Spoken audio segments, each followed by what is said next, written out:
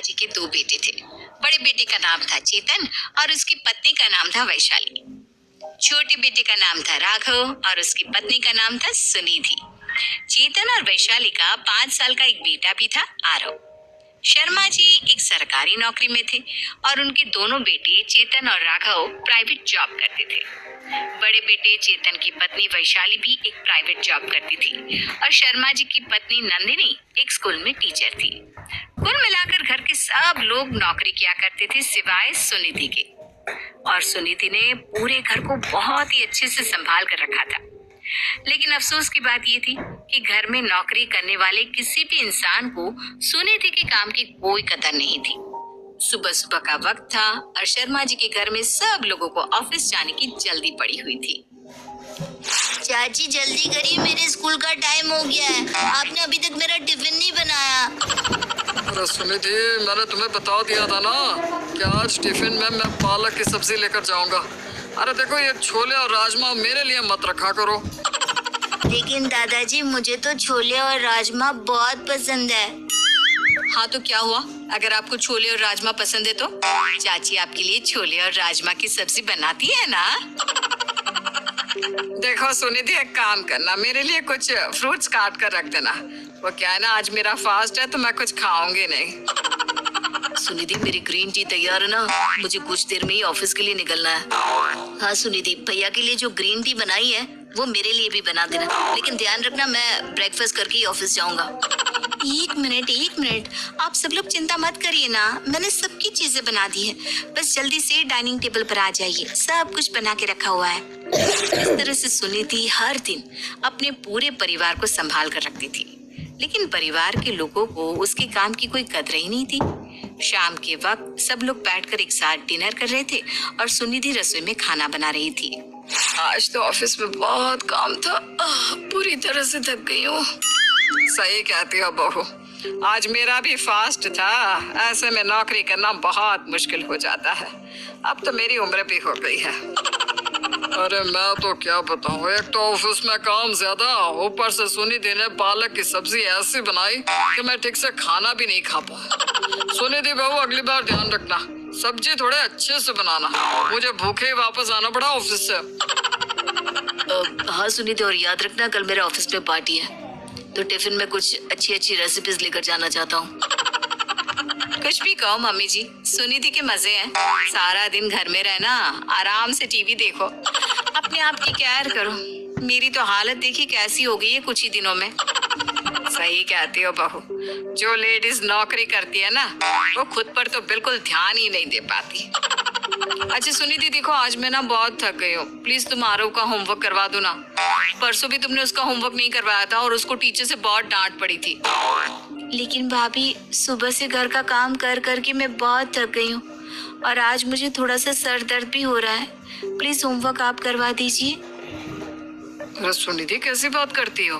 थक तो हम सब लोग जाते हैं, पूरा दिन ऑफिस में नौकरी करते हैं, बॉस की सुनते हैं। तुम्हारा क्या है?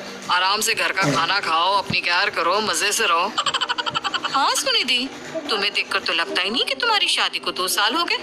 हाँ, वैसे तुम्हारे पास काम ही क्या है, सारा दिन पार्लर जाकर अपनी खुद की केयर करने के अलावा, है ना? ऐसी बात नहीं है भाभी, घर में बहुत सारे काम होते हैं। जितना काम आप लोग ऑफिस में करते हैं उतना ही काम मैं घर में भी करती हूँ। लेकिन फिर भी बहू, जो औरतें बाहर जाकर नौकरी करती है ना, उनकी बात ही अलग है। सारा दिन बाहर का धूल धुआं अपने फेस पर सहना, उसके बाद सारा दिन काम करना और फिर घर लौट कर आना।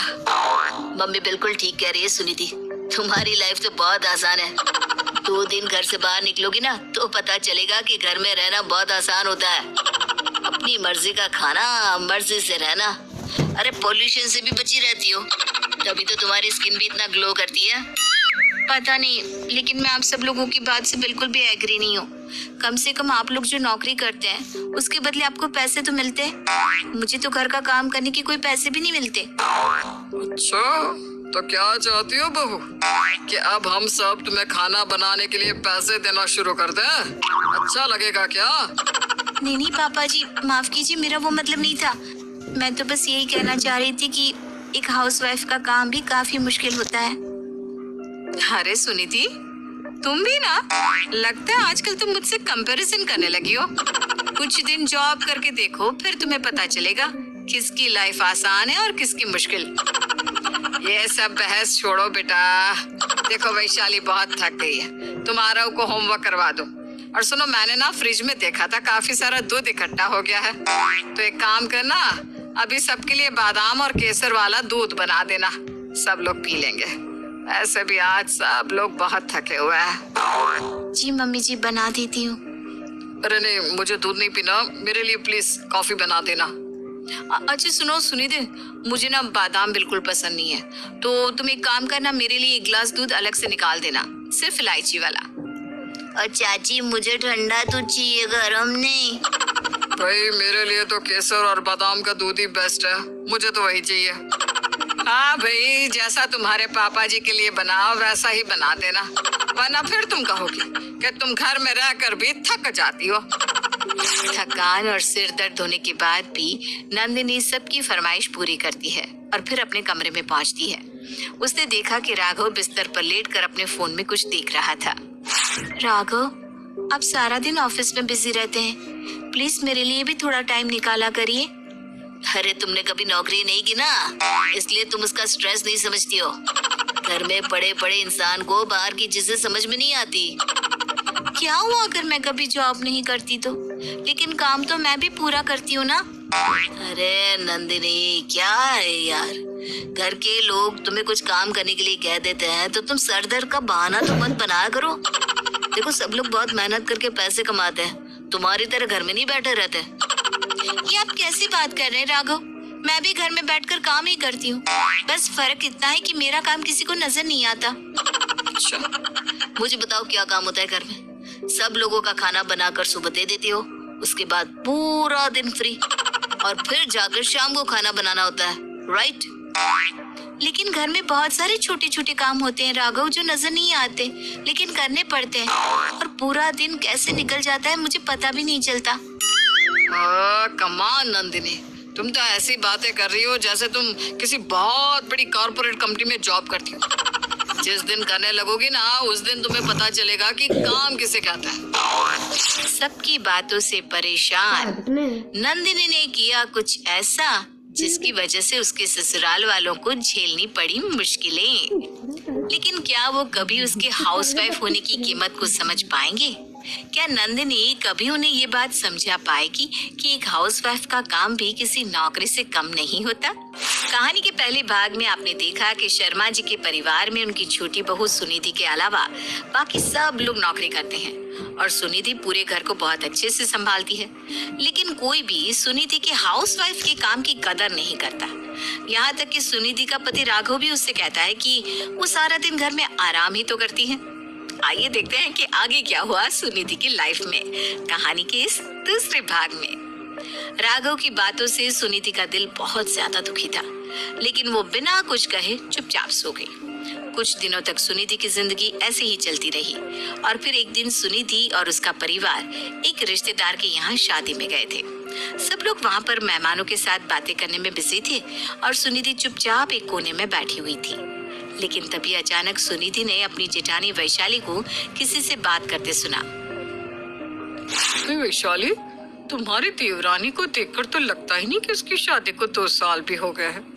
आज भी ऐसा लगता है जैसे कॉलेज में पढ़ती है। तो लगेगी ना, अब घर में पड़े पड़े इंसान सारा दिन अपनी केयर करता रहता है, काम ही क्या है उसके पास। कभी फेस पैक लगा लेती है, कभी पार्लर चली जाती है, दिन भर आराम करती है, इसीलिए इतनी यंग नजर आती है। ठीक कहती हो तुमने ना अपनी सारी खूबसूरती नौकरी कर करके खराब कर दी।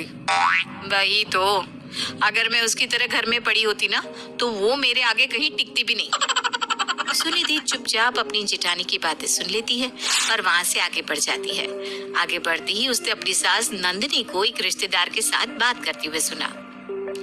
अरे नंदिनी जी, आप इस उम्र में तो नौकरी छोड़ दीजिए, अब तो 2 बहुएं घर में हैं, आपको पैसे कमाने की क्या जरूरत? अरे क्या करूंगी घर में रहकर, एक बार रिटायरमेंट होते ही घर के काम में लगना पड़ेगा। ना बाबा ना, मुझे नहीं चाहिए ऐसी जिंदगी। लेकिन आपकी छोटी बहू सुनिधि, वो भी तो हाउसवाइफ है ना, आप अपनी बहू की हेल्प कर सकती हैं। अरे नहीं नहीं, मैंने इतनी पढ़ाई लिखाई घर के काम और बहू की हेल्प करने के लिए थोड़ी ना किया। और वो हाउसवाइफ है तो इसमें मैं क्या कर सकती हूँ, मेरी क्या गलती। लेकिन सुनिधि ने घर बहुत अच्छे से संभाल रखा है सच में। अब पैसे नहीं कमाएगी तो कुछ तो करेगी ना। नौकरी करने लायक होती तो 4 पैसे तो कमा कर लाती। भाई मैं तो अपनी नौकरी कभी नहीं छोड़ने वाली। सुनिधि अपनी सास की बातें सुनकर दुखी हो जाती है और वहाँ से थोड़ा आगे बढ़ती है तो उसके कानों में अपने पति की आवाज सुनाई देती है, जो अपनी एक बराबर की उम्र के रिश्तेदार के साथ बातें कर रहा था। क्या बात है राघव भाई, आपकी तो मौज है। अच्छा खाना खाने को मिलता होगा। आपकी वाइफ तो हाउस वाइफ है ना। मेरी पत्नी को देखो, जॉब करती है, इस चक्कर में ढंग से खाना बनाकर नहीं देती। अरे यार, लेकिन हाउस वाइफ को देखा है तुमने कभी? कैसा बहन जी बन के रहती है। अरे मेरे ऑफिस में जॉब करने वाली लड़कियों को देखो, उनके कपड़ों को देखो, अपने आप को इतना मेंटेन करके रखा है कि क्या बताऊं। लेकिन राघव भाई, भाभी भी तो बहुत सुंदर है। सुंदर तो है यार, लेकिन है तो हाउस वाइफ ही ना।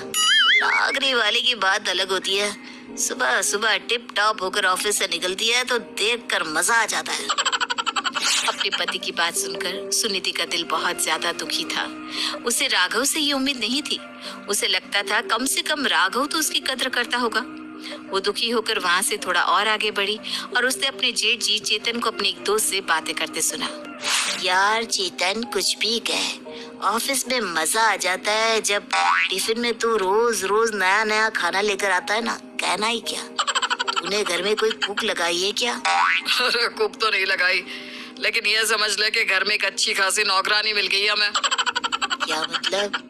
अरे मेरे छोटे भाई की वाइफ है ना, हाउस वाइफ है यार। और तू तो जानता है ना, हाउस वाइफ को खाना बनाने के अलावा आता क्या है? दिमाग तो इन लोगों में होता नहीं। सारा दिमाग किचन में झोंक देती है। भाई सारा दिन खाना और घर के काम। ये ठीक है यार, मैंने तो इतने पैसे देकर कुक लगाई और फिर भी वो इतना गंदा खाना बनाती है। तेरी तो मौज है भाई, फ्री में अच्छा खाना मिल रहा है। अपने ससुराल वालों की बातें सुन सुनकर अब सुनिधि को रोने का दिल कर रहा था। उसे लग रहा था कि वो उस घर के लोगों के लिए काम करती है जिनकी नजर में उसके काम की कोई कदर ही नहीं। और ये सारी बातें सुनकर सुनिधि उस शादी से बाहर निकलने के लिए निकली, लेकिन तभी उसने अपने ससुर जी को अपने पापा से बात करते हुए सुना, जो इस शादी में आए हुए थे। समधी जी, मेरी बेटी सुनिधि आप लोगों का ठीक से ख्याल तो रखती है ना? हाँ, ख्याल तो रख लेती है। अभी ठीक से काम करना नहीं आता आपकी बेटी को। शादी से पहले थोड़ी जिम्मेदारी देनी चाहिए थी। क्या हुआ भाई साहब, उससे कोई गलती हो गई है क्या? गलती की बात नहीं है, लेकिन बहुत जल्दी थक जाती है। घर का काम भी ठीक से नहीं कर पाती। बस एक बात कहूँ भाई साहब, आपको ना अपनी बेटी को थोड़ा और एजुकेशन देना चाहिए था। अब नौकरी करती, 4 पैसे कमा कर लाती तो घर में हेल्प हो जाती। सारा दिन घर में रहती है, काम कुछ होता नहीं, और कुछ कहूँ तो उसके सिर में दर्द होने लगता है। समधी जी, मैं सुनिधि को समझाने की कोशिश करूंगा, आप चिंता मत करिए। लेकिन सब लोगों की बातें सुन सुनकर सुनिधि इतना परेशान हो गई थी कि वो बिना किसी को कुछ बताए अपनी एक सहेली के घर चली गई और उसने अपना मोबाइल भी स्विच ऑफ कर लिया। घर के सब लोग अब घर लौट आए थे और सुनिधि को ढूंढ रहे थे। सुनिधि ने राघव के मोबाइल पर एक मैसेज किया। राघव, मैं अपनी एक सहेली के घर पर आई हुई हूँ और 7 दिन के बाद घर लौट कर आऊंगी। प्लीज आप मुझे ढूंढने की कोशिश मत करना। देखिए ना मम्मी, सुनिधि ने किस तरह का मैसेज किया है। अरे ये क्या तरीका है, बिना बताए सहेली के घर चली गई। मुझे समधी जी से बात करनी चाहिए। उनकी बेटी इस तरह मनमानी नहीं चला सकती। अरे रहने दीजिए ना पापा जी, अकल ठिकाने आएगी ना तो वापस लौट आएगी। और वैसे भी वो घर में करती क्या थी? भाभी ठीक कहती है, उसे जब समझ में आएगा ना कि यहाँ पर उसके कितने मजे थे तो अपने आप लौट आएगी। किसी को भी सुनिधि के जाने की कोई चिंता नहीं थी, लेकिन अगले दिन जब सब लोगों को ऑफिस जाना था तो घर में जैसे भूकंप आ गया था। ना किसी के सामने नाश्ता था और ना ही किसी के हाथों में खाने का टिफिन। सब लोग बुरी तरह से परेशान हो गए थे। शाम के वक्त जब सब लोग ऑफिस से लौट कर आए तो पूरा घर इस कदर बिखरा हुआ था कि पैर रखने की जगह नहीं थी। जैसे तैसे 4 दिन बीत गए और सब लोगों को इस बात का एहसास होने लगा कि सुनिधि का उस घर में होना कितना जरूरी था। वैसे एक बात तो है, सुनिधि के जाने के बाद ना तो ठीक से खाना मिलता है और ना ही टाइम पर चाय। चाची होती थी तो रोज मेरा होमवर्क करवाती थी। जानती है मम्मा, पिछले टेस्ट में मेरे 0 आया है, 0। और टीचर से रोज डांट पड़ती है जो अलग। मैं तो अपनी ग्रीन टी के लिए तरस गया हूँ। सुनिधि को अच्छे से मालूम था कि मुझे किस तरह की ग्रीन टी पसंद है। तभी अचानक दरवाजे पर आहट होती है। सब लोग पलट कर देखते हैं तो सामने सुनिधि खड़ी थी। अच्छा हुआ सुनिधि, तुम लौट कर आ गई। हम लोग ना बहुत परेशान हो गए थे। हाँ बहू, अब जल्दी से मेरे लिए कुछ अच्छा सा खाना बना दो, मुझे ऑफिस जाना है। लेकिन आप लोग तो कहते थे कि मैं घर में कुछ करती ही नहीं, सारा दिन बस टीवी देखती रहती हूँ, पार्लर जाती हूँ। आप लोगों को तो फ्री की कुक मिल गई है। और राघव, आपने क्या कहा था? ऑफिस जाने वाली लड़कियों की तो बात ही कुछ और होती है। सुनीति की बातें सुनकर सब लोगों को इस बात का एहसास होता है कि उन्होंने उसके साथ कितना गलत किया था। वो सुनीति से माफी मांगने लगते हैं। मैं मानती हूँ, जो औरतें घर से बाहर जाकर काम करती हैं उनकी जिंदगी बहुत मुश्किल होती है, लेकिन हम घर में रहने वाली हाउसवाइफ भी कम काम नहीं करती। और सबसे बड़ी प्रॉब्लम तो ये है कि 12 घंटे काम करने के बाद भी, संडे के दिन छुट्टी ना मिलने के बाद भी हमें कोई सैलरी नहीं मिलती।